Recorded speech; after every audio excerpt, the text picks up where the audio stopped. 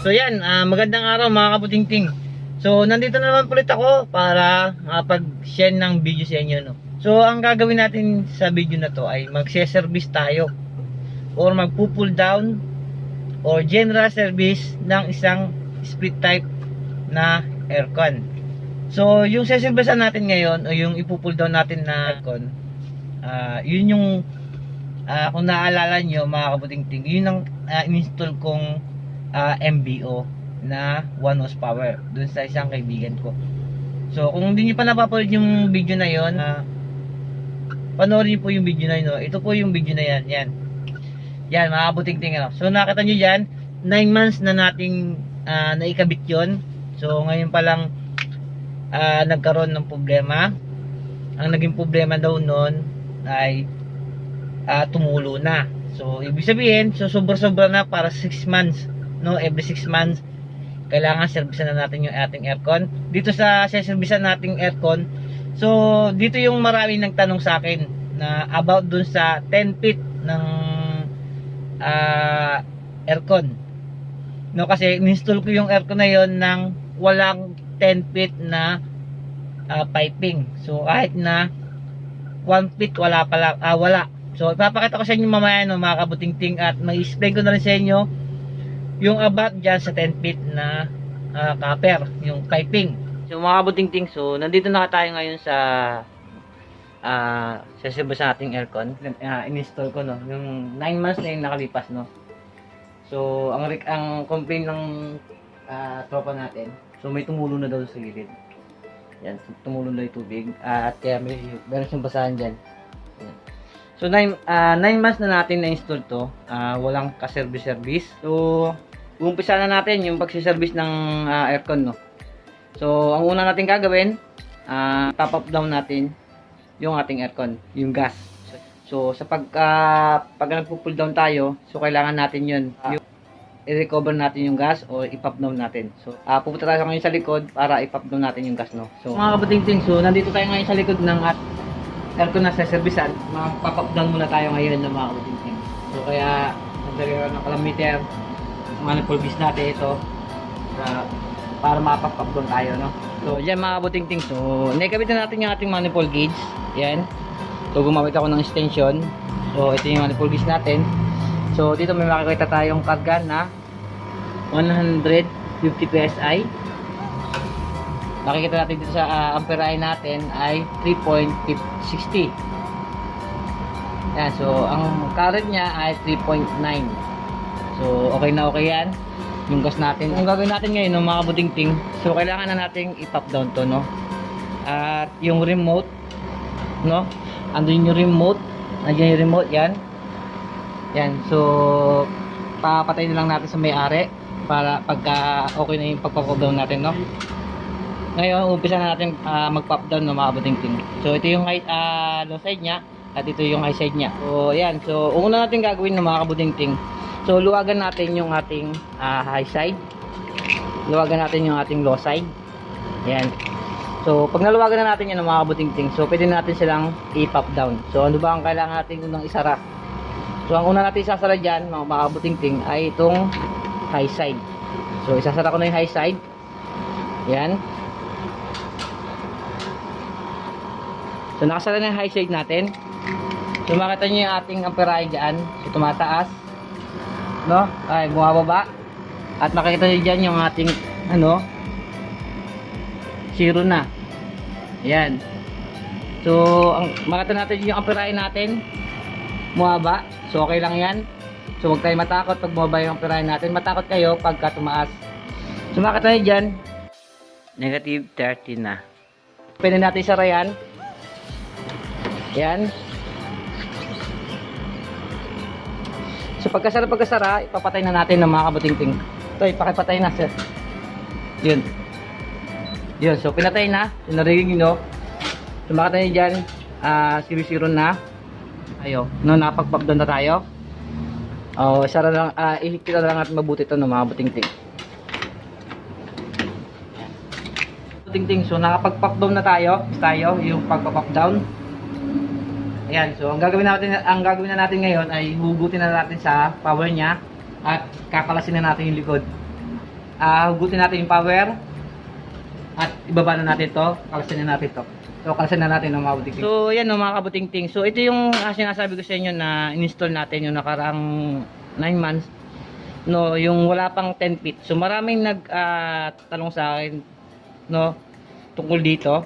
So pagkayari natin servisan to, i-explain ko sa inyo kung bakit walang 10 feet no, yung required na sinasabi ng 10 feet. So bakit wala akong 10 feet? So i-share ko explain ko sa inyo no mamaya.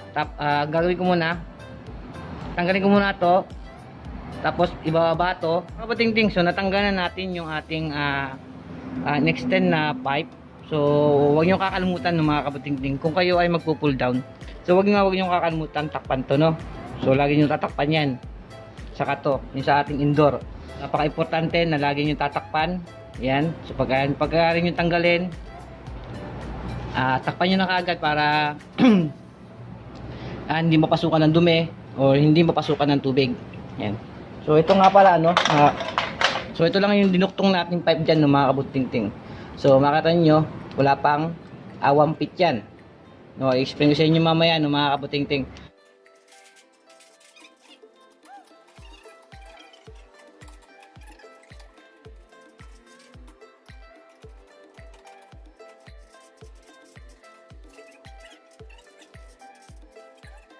So yan, so mga kabuting-ting, so naibaba na natin yung condenser. Mga kabuting-ting, so nandito na tayo sa loob. So tanggalin natin yung indoor. Yan, tanggalin natin yung supply niya. So dito kasi yung supply niya, yun access niya. So tanggalin mo natin yung supply, tapos hugutin na natin ito no, mga kabuting-ting.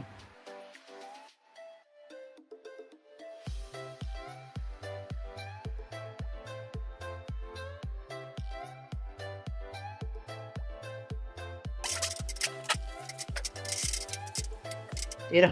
Nakaplay ba to? Oo. Anak ka ng pating, ba't pinakita mo pa ako? Ayan. Nakaplay ba to? Anak ka ng pating, ba't pinakita mo pa ako? So mga kabuting-ting, so naibaba na natin lahat no. Yan. So yung indoor niya at yung outdoor niya. Mga kabuting-ting, ang gagawin natin ngayon dito ay bubuksan natin lahat. Kasi i-open natin no. So tanggalin muna natin yung pinaka-control niya. Yan.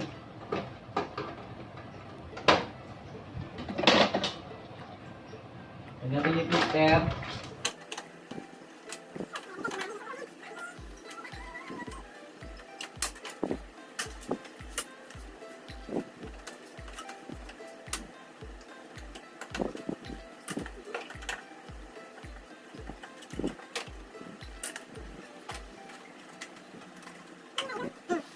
So, natanggalin natin yung mga tornilyo.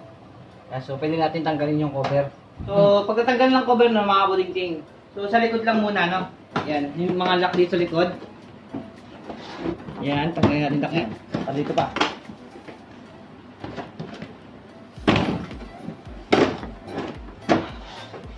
Yan. So, pag natanggalan natin yung lock sa likod ng mga kabuting-ting, so pwede natin iangat yan. Natanggalan natin, iangat na natin to. Yan.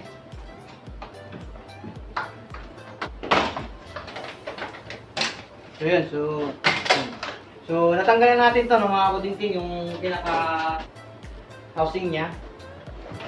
Kung napapansin niyo no, mga kabuting-ting, yung drain pad niya ay hindi natatanggal. So naka-built-in siya sa kanyang body. No, kaya kung mag-service kayo ng ganito, mas maganda na ipo-pull down ninyo kasi yung drain pad niya ay built-in sa body niya. Yan. Body dyan. So kaya ang gagawin natin ngayon ng mga kabuting-ting, so tanggalin natin yung control. Yan. So ano mga dapat natin tanggalin dito sa mga control? So tanggalin natin yung connection ng ground. Yan.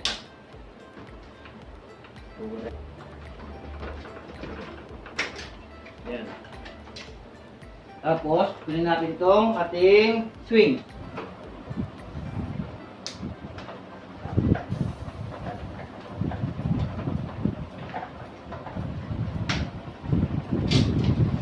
So, dito naman, air swing niya. Yung motor air swing. Para mahugot natin buo yung control.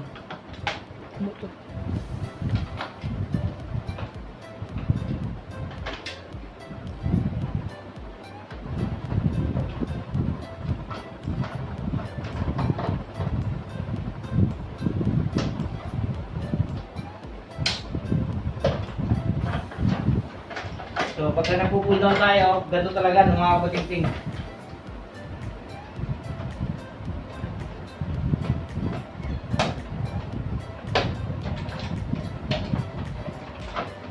So, tanggalin natin yung connection ng pan. Yan. Ayan So, mga kabuting. So, yun ang tatanggalin natin, no?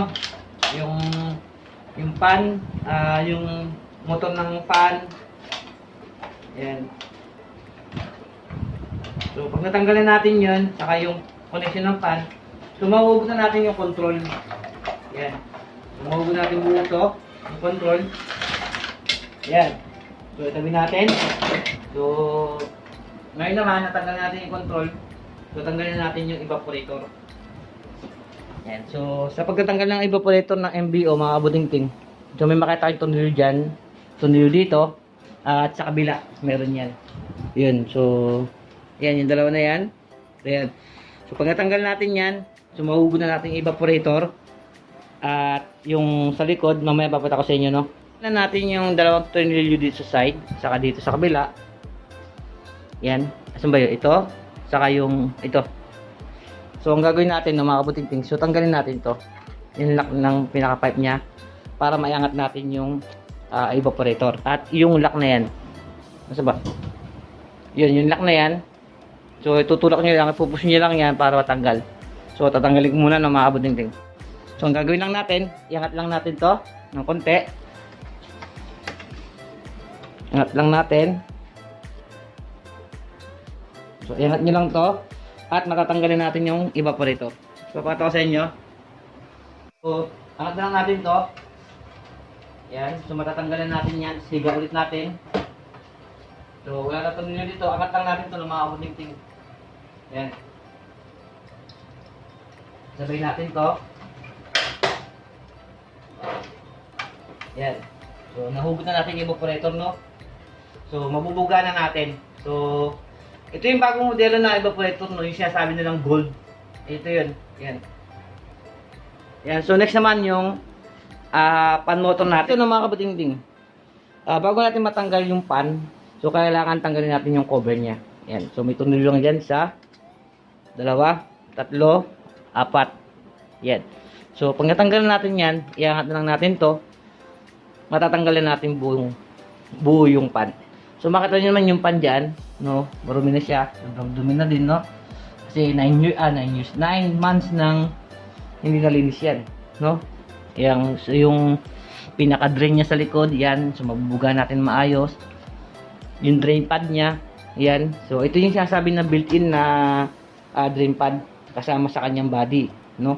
Kaya kung magse-service kayo ng ganito, mas maganda na i-pull down ninyo. So, tatanggalin ko na muna no, mga kabutingting. Ayan, mga kabutingting. So, natanggal ko na yung cover ng pan.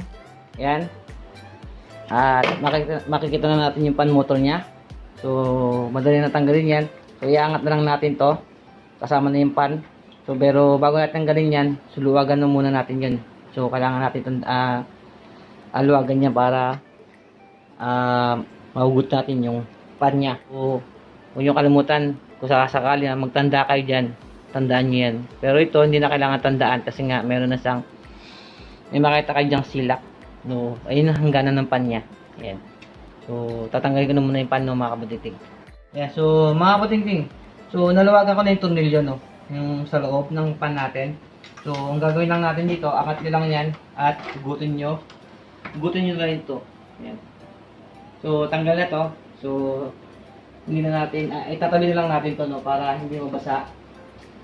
So, ito na yung ating lilinisan, siservisan, saka ito yung ating body. So, ito yung drain pad niyan, no, mga kabutingting. So, naka-built-in siya, no. Nakapansin nyo, nakakabit yung drain pad niya. So, ang kagandaan dito, no, magbubuga natin maayos yan. So, bugaan na muna natin, no, mga kabutingting. So, yan. So, ang gagawin natin, bubuga na natin, no. So, papakita ko muna sa inyo yung tsura ng 9 months, no. Yan. 10 months. So, na-late ako ng upload ng video. 10 months. Ano ba to? 1 year na yun sa October. Oh. 11 mo. 11 months na. 11 months. So, late ako ng upload. Ayun, late ako ng upload. Yan. So, magwa 1 year na daw. So, makita nyo dyan. Yung dumi. Yan. Numpan. Yan. So, yung loob. So, yan. Malilinis natin maayos yan. So, pakita ko sa inyo yung evaporator. So, ito yung evaporator niya. Yan. So, hindi masyadong marumi. No? Ayan, sa loob lang. Yan, no. Nakita nyo ito, yung loob, madumi. Buo-buo na. Yung dumi. Ayan. So, kaya mabubugan natin ng maayos to ng mga butingting. So, yan. So, mga butingting. So, linisan na natin ng mga butingting.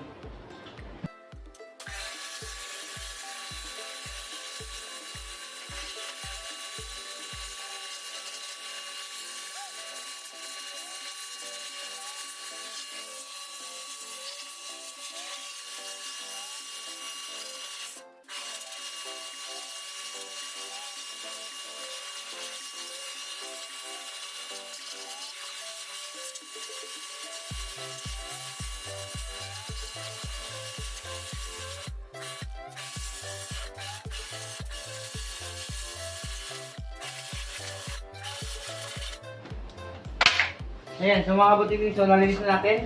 So makita nyo naman nung karami kanina to, no? Ayan. So mga na siya, kahit na hindi natin siya lagyan ng sabon. So ang gagawin natin yung iba naman, servisan natin, no? So ayan, so ito naman yung ang ano natin, no? Bugahan.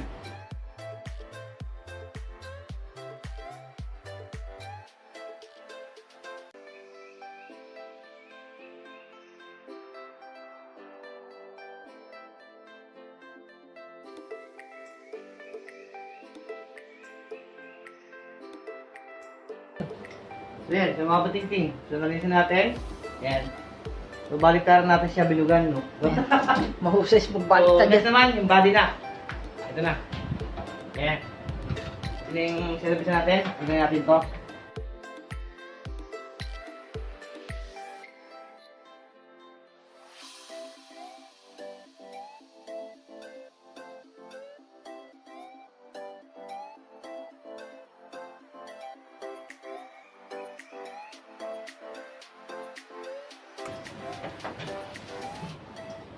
Ito pa may drainage ha.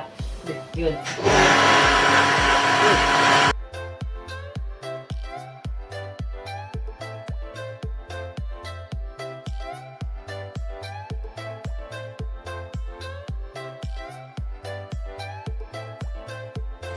So yan, mga kapatid. So malinis na siya. So kahit nandito natin sa sabunin, brasin. So malinis naman siya kasi nga cool down itong ginawa natin, no? Ayan. So pakita mo kaya mga bitan na talagang malinis yung pagkakaano natin. Sala. So ang importante ng mga kabutingting, yung kanal na to, yun ang sinasabing napaka-importante na nalilinis. Yan. So ito yung nag-focus na minsan na naglilik pagtulo.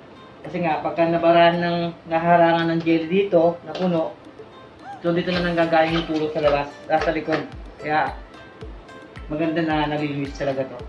Ayan. Next naman, so yung filter.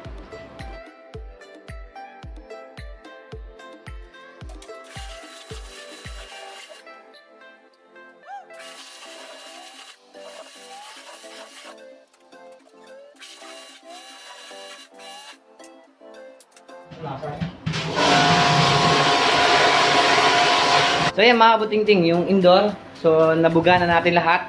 So ang gagawin ko na lang ay i-blower ko siya. So para mabilis matuyo.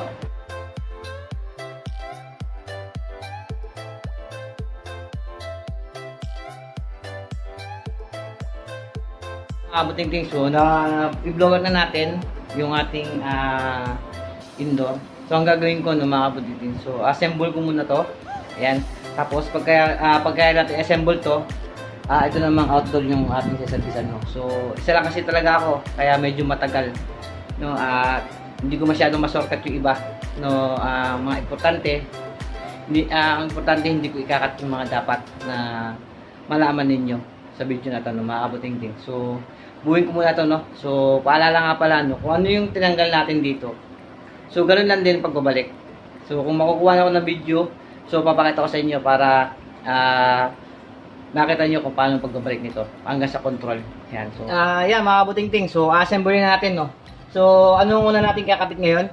So, ang una natin kakabit, yung huli nating tinanggal kanina. Yung pan. Yan. So, ito yung huli natin tinanggal.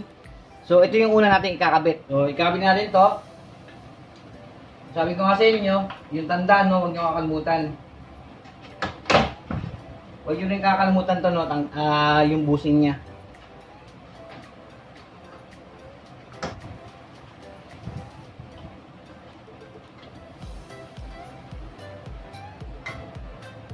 Tapos pagka nakabit na natin yung pan, so testingin natin kung freewheeling siya. Ayan. So next naman, itong ating pan cover, pan motor cover, no. So ayan, so nabugaan ko na, no, nakalimutan natin. So ito naman yung ang second na ikakabit natin. So ayan, so nakabit na natin yung cover ng pan motor niya. So ang gagawin natin, testing ulit natin kung freewheeling siya. So freewheeling naman. So next natin, ikabit natin yung evaporator niya. Evaporator niya, yan. So pagkakabit ito, kung paano natin tinanggal, ganun din.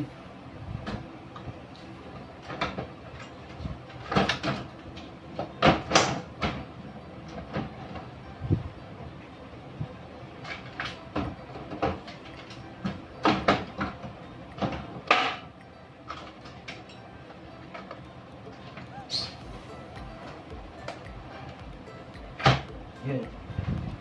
So, pag nakabit natin to, so ito tornilyo na lang natin, no, yung apat na tornilyo na tinanggal natin.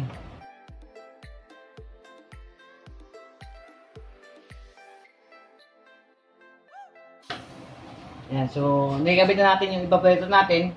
So next naman na ikakabit natin yung ating control na tinanggal natin, no, yung control niya. So, ito yung control. So ikakabit natin, no.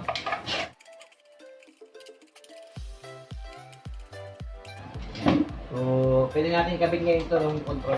Kung paano natin tinanggal yung control, so ganun lang din.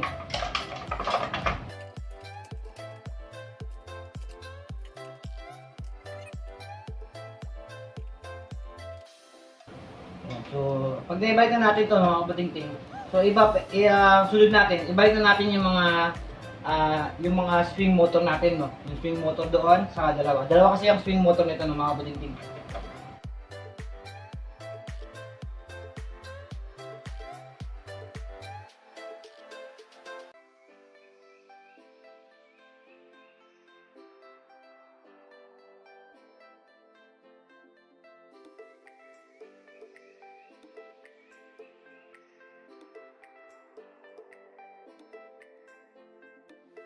Oh, mainit yun eh. So, yan. So, kabit na natin yung ating swing motor. So, ibalik na natin yung connection ng pan niya, no?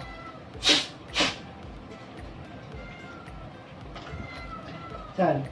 Oo, lakas mo nun. Pero, yun na rin, medyo kabawasan pa kasi. Pag naibalik na natin lahat, mga buting-ting, so, iayos na lang natin yung wire. Yan. So, para na dito, yung ground, yung pipe sensor niya, ibalik natin. Yan. Tapos, yung ground, iayos natin. Yung sensor nasa labas lang. Ibabalik na natin to, yung ating cover.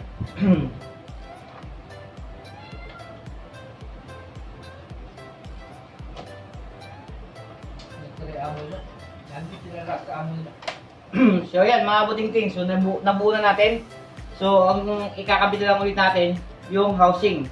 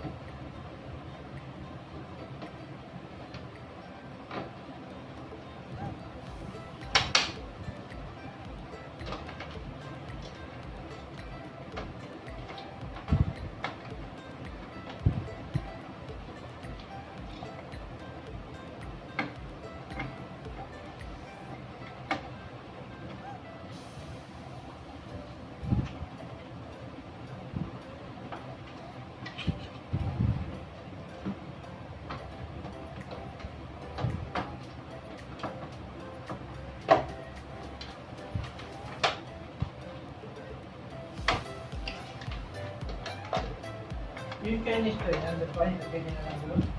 Wala na. Wala na? Oo. Dito na lang yun. Ako talaga na lang. Andun pa. Kung dito na pala nandun. Oo nga. Ikaw na nandun yung mga inyo. Ha? Yung sila ang kandal, yung tingin na nyo sila. So yan, so mga kabuting so nabuo na natin yung indoor. So papakita ko sa inyo. So yan, so ito yung kabuuan ng pagsiservice natin. Yung general service natin. Yan, so makita nyo dyan yung ating pan sa loob. Yan. Yan, so yung ating filter, yung housing. So, nalinis natin maayos. So, okay na yung indoor natin na to, no, mga kabuting. So, next naman, itong ating outdoor. So, bubuksan ko muna, tapos papakita ko sa inyo kung paano ako mag-service. Ito, no? Yan. So, yan, yung mga kabuting, no? So, ngayon, nakayari na tayo ng popcorn kanina. So, paano pa natin ibabalik yung gas? So, paano ba tayo mag-return ng gas? So, nakapansin nyo rito ng mga kabuting. So, kinabit ko na yung ating high side o yung suction. So, ang gagawin natin ng mga kabuting. Ang una natin gagawin, kung tayo nagbabalik, so, buksan natin ang ating high side o yung suction. Yan, buksan natin to at mag-flushing tayo.